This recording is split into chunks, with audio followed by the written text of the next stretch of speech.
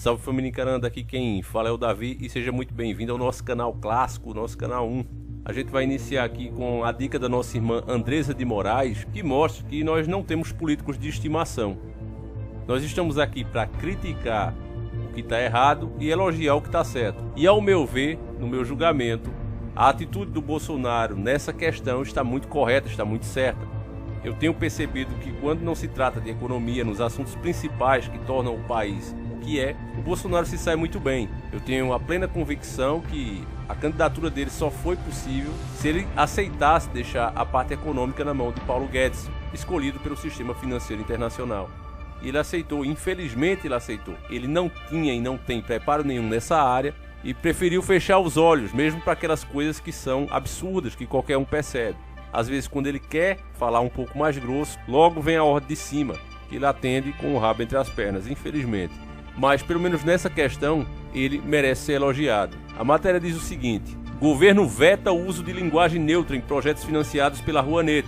Os substantivos, adjetivos e pronomes neutros são usados para representar pessoas não binárias que não se identificam com gênero. Matéria da mídia, meus irmãos, não poderia ser de outra forma. Agora, essa imagem aí que você está vendo, ela demonstra bem o que é que os caras querem fazer. Aqui você vê uma raposa dizendo: nasci raposa, mas me sinto como uma galinha. É a minha nova identidade. Exijo entrar no galinheiro. E o cachorro que está ali para proteger, né, e o gato, não sabe o que fazer. Se isso aqui vira lei, não tem o que fazer. A raposa vai dizer que é galinha e se sente galinha e tem que liberar ela para entrar no galinheiro. Isso tem acontecido em diversos países, inclusive.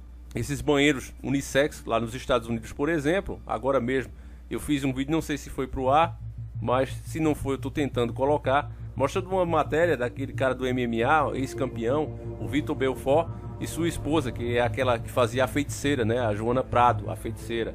E eles ficaram indignados porque a Joana Prado foi com a filha, né, num banheiro, tava lá o cara urinando, sabe, aquele negócio pra fora. E eles reclamaram disso, eles são uma pouca vergonha isso. E aí foram acusados de homofobia e estão tendo seus contratos perdidos. Agora mesmo a gente explicou uma carta do RPG dos Donos do Mundo e tomamos strike neste canal. Dando uma olhada nas regras do YouTube, dá para você entender o porquê isso está acontecendo. Eu quero que você dê uma boa olhada aqui nessas regras, nessas diretrizes do YouTube, e dá para entender porque as coisas estão assim como estão aqui dentro. Criamos o programa Revisor Confiável do YouTube para oferecer processos avançados de denúncia de conteúdo a agências governamentais, indivíduos que sinalizam conteúdo com precisão e organizações não governamentais, ONGs.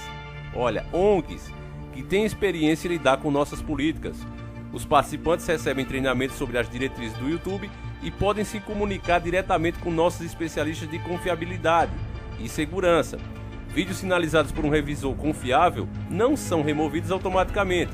Eles estão sujeitos à mesma revisão humana que os vídeos sinalizados por outros usuários, mas o conteúdo denunciado por participantes desse programa será analisado mais rápido.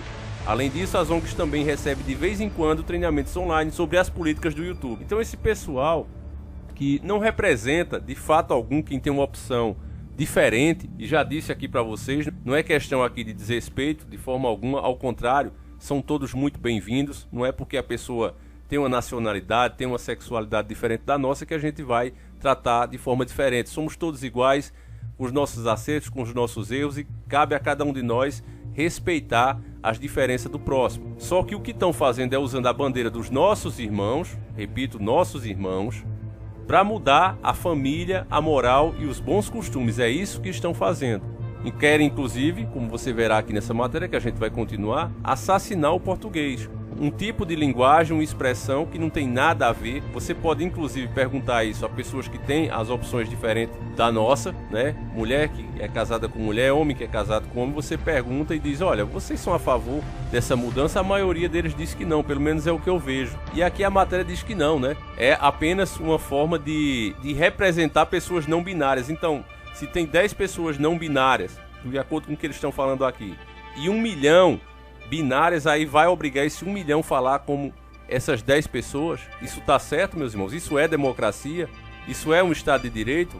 Não, isso aqui está se tornando uma ditadura. O secretário de Fomento e Incentivo à Cultura, André Pociúncula, publicou uma portaria no Diário Oficial da União nesta quinta-feira, dia 28 de outubro de 2021. Alinhado com Mário Frias, secretário de Cultura do governo Bolsonaro, baixei uma portaria proibindo o uso da linguagem neutra nos projetos financiados pela Lei Rouanet.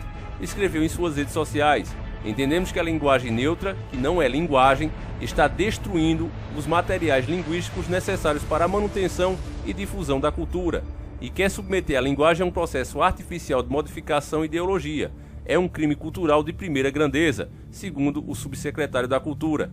O secretário da Cultura, Mário Frias, disse que a linguagem neutra é mera destruição ideológica da linguagem e afirmou que André, seu braço direito, baixou a portaria com sua permissão. O objetivo é garantir a ampla fruição dos bens culturais, não permitindo que uma imposição de cima para baixo inviabilize ou dificulte o acesso à cultura.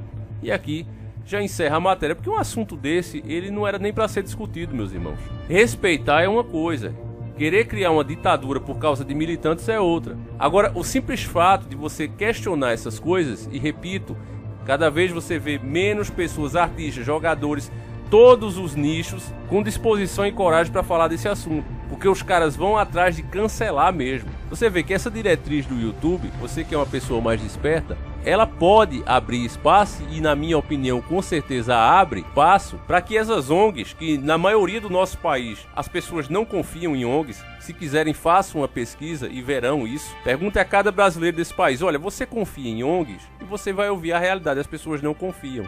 Da mesma forma sou eu. Quem garante que essas ONGs não fica denunciando vídeo em massa por simplesmente não concordar com o assunto?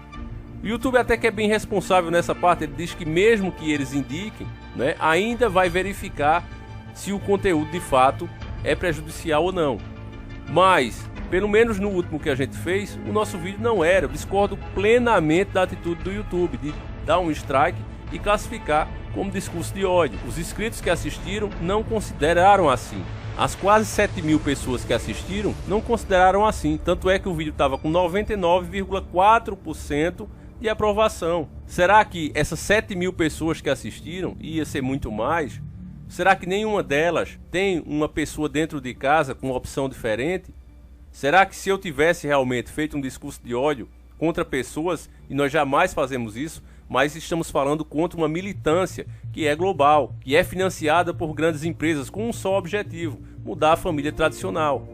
Isso aqui não é discurso de ódio, repito, todos os nossos irmãos são bem-vindos, não importa a nacionalidade, a sexualidade, não importa a cor, todos nós somos iguais. Quem gosta de colocar uns contra os outros é o sistema, não nós. O que estamos falando é dessas atitudes que claramente estão sendo patrocinadas por grandes empresas, e essas pessoas com dinheiro no bolso estão literalmente conseguindo mudar as legislações dos países, criando cada vez mais leis, passando inclusive por cima do parlamento, como fizeram aqui no Brasil. O casamento mesmo entre pessoas iguais não foi aprovado na Câmara nem no Senado, foi aprovado por um juiz do STF, que saiu da sua função e começou a legislar. Os jornalistas inclusive defendem essa atitude: mas porque o Congresso foi omisso. Então, se de fato for omisso, isso dá o direito do STF passar por cima dos legisladores, das pessoas eleitas para representar o povo, porque foi isso que eles fizeram.